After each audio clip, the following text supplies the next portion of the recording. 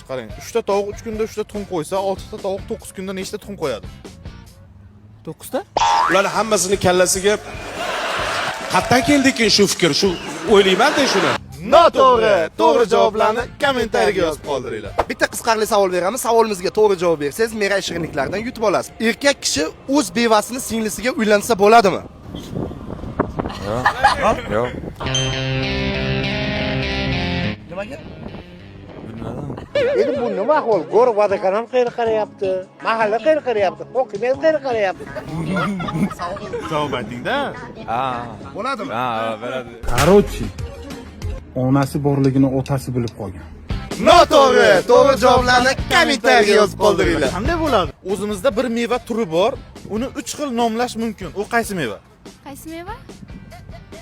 Bitta mevani 3 xil nomlash mumkin. Qaysi meva?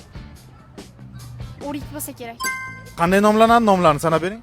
O'rik, zaldori, keyin olxo'ri deyiladi. O'rgisi noto'g'ri bo'ladi. O'rigisini eslamayapman. Eslang kam qoldi.